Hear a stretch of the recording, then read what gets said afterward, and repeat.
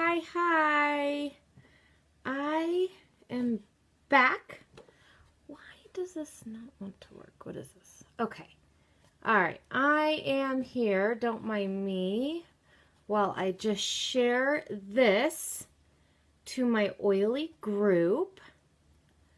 So give me just 1 second. All right. Let's see. Okay, let me share it to one other place. Oh, that's weird. Okay. All right. Hello. Hi, Facebook world. I'm going to move my chair up because it seems my chair likes to kind of go, meow. I need a new chair. But, so hello. Hi, Amanda. Hi. So, I'm pretty sure all of you know me on here, but if you don't, I am Mallory Reese, animal lover, pet owner, essential oil lover, food lover, so many loves. People lover. How are all of you? Drop me a heart or a comment. Oh, yay, Mom. I'm glad you found me. Yeah, I had to switch over. I'm still figuring out this whole Facebook thing. One day I'll figure it all out. I just need like a full-time tech guru to live with me. Let's be honest. I don't know. Give me a hand if you need one too. All right. Okay, so let's get started. So I wanted to just thank you if you're watching this live or you're watching the replay for taking the time to just hang out with me and being open to learning about oils and animals, about knowing more, doing better when you can, because you can't do better if you don't know any better, right? So I'm just always here for education and empowerment. Okay, so I'll do the disclaimer. I'm not a vet. I have no letters after my name, no accolades, no nothing.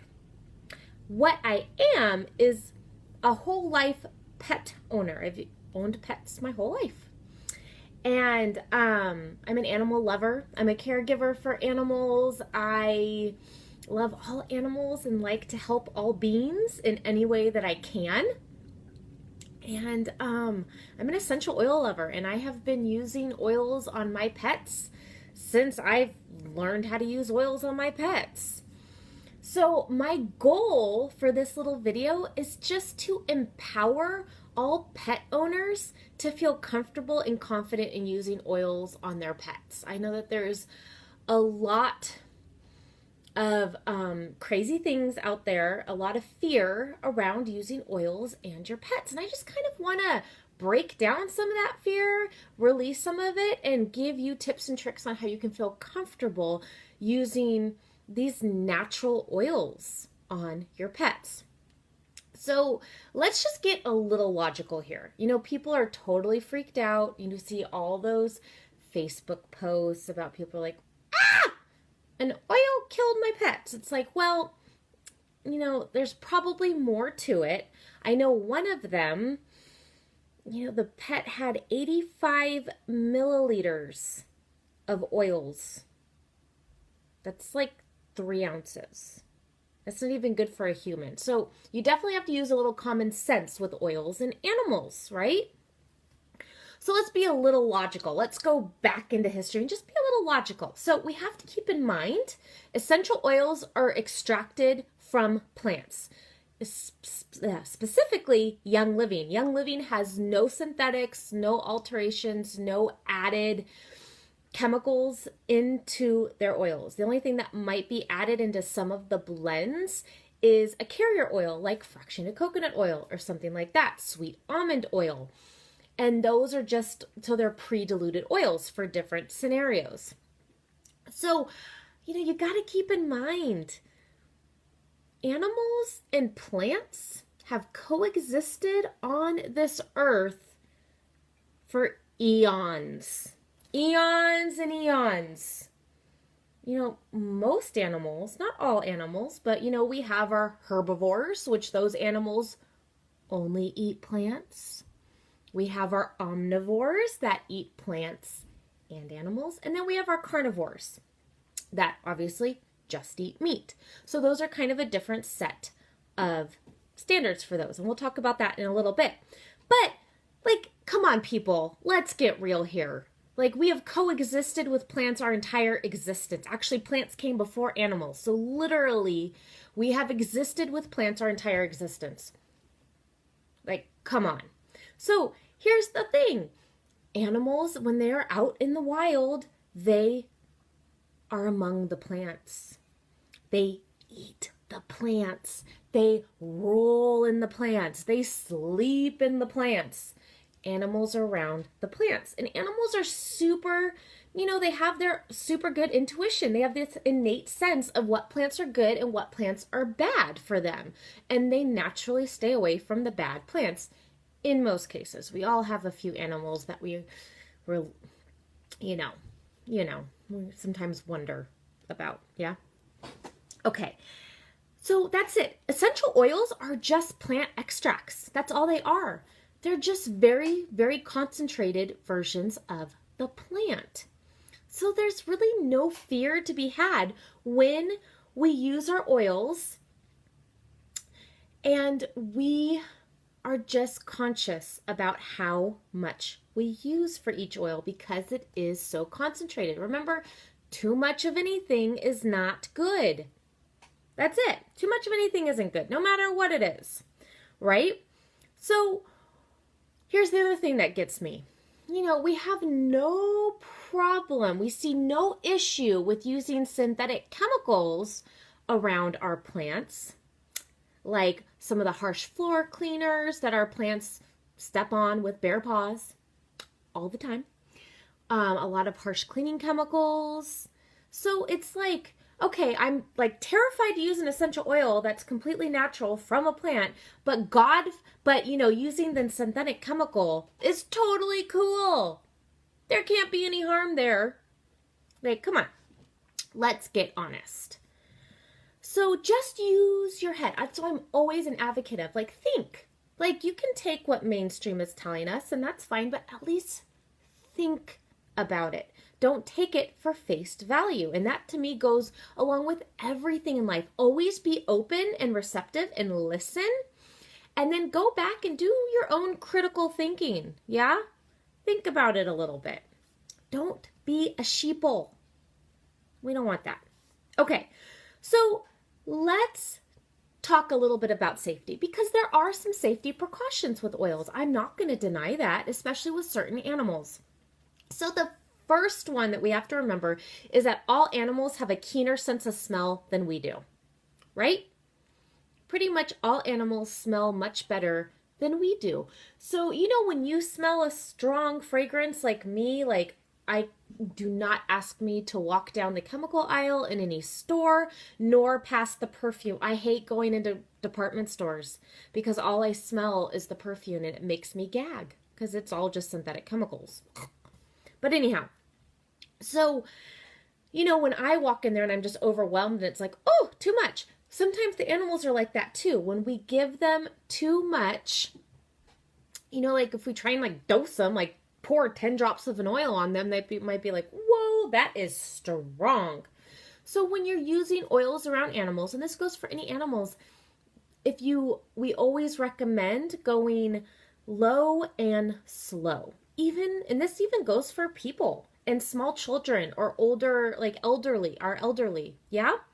Pretty much goes for everyone, low and slow. You can always add more, but it's hard to take it away. Yeah?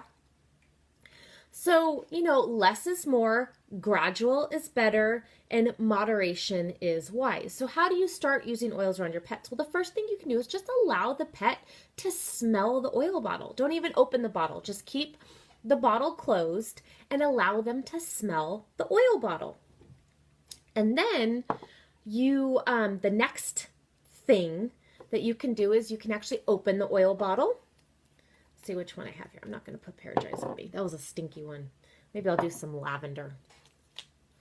So you can just open the oil bottle, put a drop in your hand, let it sit in your hands for a minute, and then just place your hands about, like 6 inches away from their nose and allow them to smell it. And then read body language. If they want to leave and they're like, peace out, I'm out of here, no problem. Don't force it on them. Let them go. We're not trying to hold them down. If they're cool with that, you can start petting them. What's really cool is with animals, when you pet their fur, you don't actually ever have to get the oil right on their skin, because when you pet their fur naturally pulls all that oil down into the hair follicle. Okay, wow. You know what I'm saying. I'm like having a hard time pronouncing that word right now. But so, yes. So that's all. I know I lost my train of thought. I'm going to be honest. Never going to lie to you guys. Okay. So that's kind of how you approach it. Diffusing, you can totally diffuse oils around your animals. The key is allow them a way to leave the room. Don't keep them locked in the room with you, right? Allow them an exit. Especially with like cats and stuff. Allow them an exit to where if they're like, I don't want to smell that, I'm out of here. It's that simple. And again, low and slow. Just maybe start off with like 2 or 3 drops in the diffuser and see how they like it.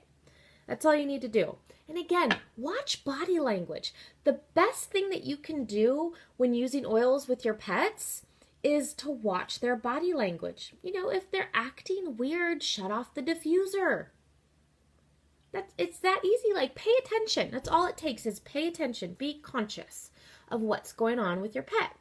Now, me personally, I've never had an issue. My dogs, they've always, I run the diffuser, and let me tell you, I put a lot of drops of oil in the diffuser because that's just how I roll. And they never really leave the room. They just chill wherever I am. And then, I put oils on my pets all the time. They're very oily pets. They get oiled up all day, every day. But, so the other thing that we need to remember, just like each person is unique, each person has different tastes and scents and stuff that they like and don't like. Same with animals. Each animal is unique. So we need to keep that in mind. There's a lot of oils that, people like to fearmonger. Tea tree, for example, being one. So let me tell you a little story about my experience in tea tree. So, Thor, my biggest dog, he likes, sometimes, he has a little skin discomfort, and sometimes it's a little, has a little reddish hue to it. And what I've noticed, and this is there's 2 points here. I've tried so many different oils on his skin to kind of help him out, to relieve a little bit of the discomfort. And what's funny, I've tried lavender, I've tried frankincense, all the good skin stuff, right? And finally I was like, you know what? I'm going to try tea tree. Let's see what tea tree does for him. So I took some tea tree. I diluted it. Dilute is always, always important. So I took my carrier oil, either my Young Living V6 oil or my fractionated coconut oil, whichever one was right there in reach. I put a pump of that in, probably like a good, I would say, nickel to quarter size amount. Put a drop of tea tree, rubbed my hands together, and then put it on his skin where he was feeling the discomfort. And Thor was very thankful for me. And if you have read a lot of those things that people have issues with, tea tree is one of them. I even told the vet that, and they were like, oh my gosh! And I was like, well, it doesn't bother him. It helps him. So it works for my dog. Maybe not all dogs, maybe not all animals, but it works for mine. So that just goes to show different oils work differently with each of our chemistries. Yeah? So always, and this is even true for people. If an oil doesn't work for you for whatever you need it for, try another oil. Remember, Young Living has over 220 oils in their library of oils. That's more than any other company. It's amazing. And they're the purest, let's be honest. Okay, so that's dogs. Horses are great. You can use oils on horses. LSP, Discover LSP, which is a publishing company, publishes a lot of really good oily books, and one of them is the Animal Desk Reference. So this whole book is all about animals. It does everything from dogs, cats, birds, horses, even reptiles, livestock, all of the animals. It's a super cool book. And what's really cool is they tell you how to do a raindrop. If you want to check out me doing a raindrop on Thor, you can, in my public page, you can search, raindrop, and it'll pop up that video that I did with Thor. He loves it. Okay. So cats, let's talk about cats, because a lot of the issues that people come up with have to deal with cats. And I'm not going to admit, I will totally admit cats are sensitive. You do have to be more aware with cats. Not to say you can't use oils with cats, but you do have to use a little extra caution. And the reason is because, remember, dogs and a lot of like our dogs are, a lot of our pets are herbivores, yeah? Whereas cats, omnivores. I guess dogs are omnivores. Livestock are herbivores, for the most part. Don't make me get into the detail because, yeah. I'm just gonna smile at that comment, Emily. But what sets cats apart, no offense to cat lovers, we all, to each their own, seriously. That's why we have so many different animals, so we can pick which ones we love the most. But, the reason why cats are different is because they're primarily carnivorous. So they were evolved to eat meat, right? They weren't evolved to eat plants. So cats lack an enzyme that helps their bodies to break down plants. If you want to know the sciencey term for it, it's the P450 enzyme that they lack in the liver to break down the different plant molecules, which is why cats are more susceptible to plant toxicity in a lot of different kind of plants. So that's the biggest reason. There's other enzyme reasons, but that's the biggest enzyme that plays a key role into breaking down plants. Now, we have that enzyme in abundance. Dogs do. All of like our plant-eating animals have that enzyme. But cats, since they're carnivorous, they don't really have that enzyme because in the wild, in nature, they really have no great need to break down plants that much. Now, keep in mind, they have a little bit because, again, they roll in the grass. I don't know what cats do. Cat people will have to tell me what cats do. Hi, Rita! Oh, I'm so happy you're able to join us. But, okay. So, that's the big thing with cats. So, they lack the enzyme to break down some of those molecules. So with cats, again, they're carnivorous. They lack the P450 enzyme that helps them to break down plants. They don't have that. So they just have a harder time breaking down the plants, which is why we have to be cautious with our oils in plants. Again, not to say they can't have them, but we have to be super respectful. Like I was saying, with any animal, we have to be respectful. If they don't want to smell the oil, don't force them to smell the oil. Don't put it on them. Give them, if you want to diffuse your oils, just give them an exit. Allow them to leave the room if they want to leave the room. Be respectful, right? And that's pretty much it. And again, just be a conscious pet owner. Watch their body language. And it's really super easy. I mean, it's not hard science here, guys. Okay.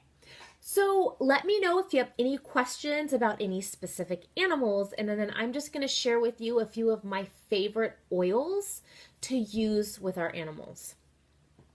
So my first one is Copaiba. So Copaiba is it's really one of my favorite oils just in general. But Copaiba is super, super good for animals. You can actually put it in their water. If you have, this is not Copaiba Vitality, but Copaiba Vitality, you can put in their water. They can ingest. Whenever you're putting oils in water for your pet, give them a bowl of water with the oil in it. Only put like 1 drop per liter. Again, low and slow. And then you can also give them a bowl of water that doesn't have any oils in it. That's free, so that they have their choice. And then observe, notice what bowl of water they tend to drink out of. Good little experiment there. Oh, Mom, the desk reference is from LSP, discoverlsp.com, Life Science Publishing, where we get so many of our oily tools from, right? Okay. The next one is lavender. Lavender is a really, really good oil. I love to diffuse lavender. I have a friend that diffuses lavender. She has a very excitable dog, and she loves to diffuse lavender if she needs to kind of bring the energy down a little bit. It's super good for that. So I always tell her, she's always like, if we need him to relax, we diffuse that lavender. Stress Away is another really good one. Those two are really good for emotions. Remember, our pets have emotions just like we do, and we need to support them. We're going to talk about another really good oil for pet support, for emotional pet support here in a minute. Okay. The other oil that I really love, I don't think I have, is Purification. I love 2 of them, Purification and Citrus Fresh, which I don't have with me right now. But Citrus Fresh is really good in Purification if there's like a funk in the room from our lovely fur babies. If we're like, it's a little stinky in there, especially if like after it rains. And I mean, our dogs like totally live in our house. So after it rains, they'll go outside, they'll come in, and it's that wet dog smell. So Purification and Citrus Fresh are like my go-tos for those 2. Okay. And then I have a few, so I have 3 oils. So Young Living makes a line called the Animal Sense line that's all specifically formulated for your pets. It's amazing. What's really cool about these oils is that they're pre-diluted. So they do have, I believe, let's see if it says on here. I don't remember what carrier oils it has, so let me see. One little trick to know, if on the outside of your oil bottle it doesn't have like what oils are in the blend, you can peel it open and it'll tell you. This one has a lot. But it has a lot of essential oils.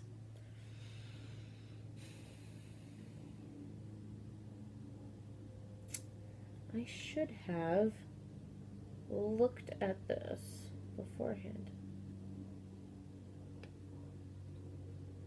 I think it has the V6 oil in it. So it has Young Living's V6 oil blend in it, which you can look up, or you can PM me if you want to know what oils are in that. But so they're all pre-diluted, which is super nice. And so they have 5 total Animal Sense oils. 3 of them are really good for the skin. Really good for if there's any type of skin discomfort, any type of skin stuff that the animal needs a little extra support with. So what we have is we have Puriclean, Infect-Away, and Mendwell. So I love the Animal Sense oils because the names kind of tell you what they're good for. So it's actually a 3-step process. You would start off with Puriclean. So you'd use Puriclean, kind of clean up whatever needs to be cleaned up. Then you'll use the Infect-Away, which I'm sure you can catch what that does by the name. And then we have Mendwell. So you do Puriclean, Infect-Away, and then Mendwell. And again, you could probably catch what that does based on the name. And then there's 2 other Animal Sense oils. There's Paragize, which is really good for digestive support. It's also really good if you don't like those little critters. Like, we live in a pretty rural area, and we have like a lot of brush, especially down further on our property. So we have like a lot of brush, and one of our females loves to run through the brush. It's primarily sage, so she'll come in the house just like smelling of sage, which I love. I'm not going to complain about that. But, little critters like to live in the sage, so sometimes they get on her and then I have to pull them off of her, and it really kind of sucks. So what's funny is that I actually used one of the Paragize. Wow! I learned, this is a little tidbit that I think I can compliantly say. So, oils can be hot and spicy, and sometimes they can even feel like they're burning us. And remember, if you ever feel like a little discomfort and it's burning you, you just throw some carrier oil on. So when I was going to pull off that little critter from her, I was like, I don't want it, because I did the match trick to burn it to make it back out and all that kind of stuff. And I was like, oh, I don't really want to do that because I hot things with your dog and the dog squirm. It's just not really a great idea. And, I have other people that have mentioned a lot of things. I was like, you know what? I'm going to try my oil because it's this small little critter. And if I put a couple drops of oil on him, I bet that's not going to feel good and he might naturally back out. So I did that. He naturally backed out. It was great. It made it so much easier to him off. And that's my go-to thing with Paragize now. But what I noticed is that for a week after, Cadlin, she had 6 of them on her. It really sucked. Cadlin, since I put so much of this oil on her, she smelled like the oil for about a week, and no weird little critters got on her. And so I was like, that's interesting. And then a week later, after the little critters were kind of, the oil scent was gone, the critters came back, and I was like, I'm going to try putting that on again. So yes. So I don't know. It works. It works to kind of keep the critters off. So I'm all about keeping the critters at bay. So Paragize, I love. Okay, what's your question? Benji had skin allergies since he was born. We can never get him to a neutral status. Do you think I can mix? Okay, so I can't answer that because it has, remember, we have to be compliant and we can't really talk about allergies and stuff on here. All right, my friend.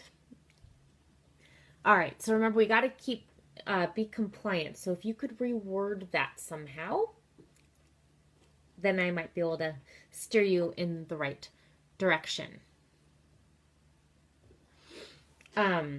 But so, and then the last oil is TOA. So like I was saying, animals have emotions just like we have emotions. And, it's a little bit better. He has a little skin discomfort, Emily. Is that what I'm gathering here? Okay.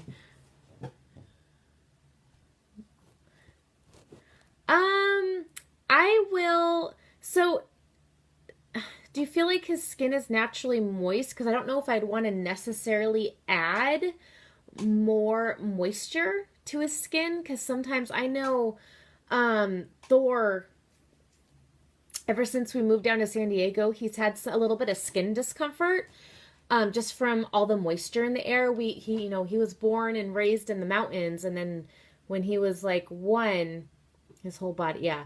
When he was 1, we moved down to San Diego, and then his poor skin was very uncomfortable.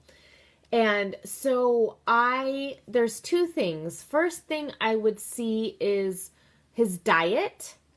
I know this sounds pretty crazy, but you might want to consider looking up how to do a raw food diet from him.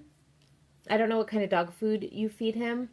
I have a friend that I could totally link you with that's all into the raw food, but I know a lot of skin issues, they start in the gut, in the liver.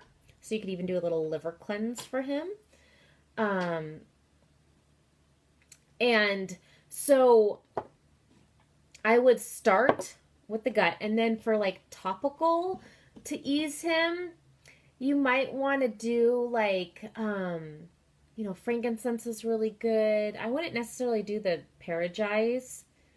Mendwell. You feed him a salmon and sweet potato food. Is it from Costco? Yes, you could totally give him the Digize capsules, Mom. So, Emily, why don't we chat afterwards? And because I have a few questions, because there'd be like, I have a few more questions. But I'm assuming it's a dry dog food. Is it? Yeah, it's from Costco. um, so, which Costco isn't like the worst dry dog food in the world, but I know sometimes like with skin stuff, you kind of, you could talk Mike into making him a raw food diet. But yeah, we'll talk a little bit after. And if anyone else has like the same question, definitely reach out to me because sometimes it's a case by case basis. But and then let's see. Have you tried bathing them in the animal scent shampoo yet? I don't know if you've gotten the animal scent shampoo, but that's something that you could try too because it's really soothing for the pet's skin. Which is right here. I love this stuff. Okay. And then okay, so let's get back to animals and emotions. So animals have emotions just like we do. And some of us have like really neurotic pets for whatever reason. And so Teaway has been an amazing oil for a lot of pet owners that have pets with a little bit, little antsy, a little chewy, a little whatever you want to call it. So Teaway is really good. You can actually put it on your hands and put it right behind their ears, give their ears a nice little massage. You know how dogs love ear rubs? Do you like an ear rub? Ear rubbing, like even on yourself, if you're super stressed out, like rubbing your ears is really soothing. And that's why dogs love their ears rubbed. I think even like most animals, I know dogs. Dogs is what I'm most familiar with, but they love their ears being rubbed because it's really soothing. So you can take the tea away and rub it right around their ears. Give them a nice little ear rub. Don't get the oil in the ears. We never put oils directly in the ears for whatever being we're talking about. Dog, human, cat, elephant, whatever. Don't put oils directly in the ears. Okay. And then let's see, the last little product that I'd like to talk about is the Animal Sense ointment. Okay. Little tip for you. Animal Sense ointment does not just have to be used on animals. This stuff is the bomb. It's the best salve ever. It smells really good. I have a bunch of Thor hair in here. I need to clean it.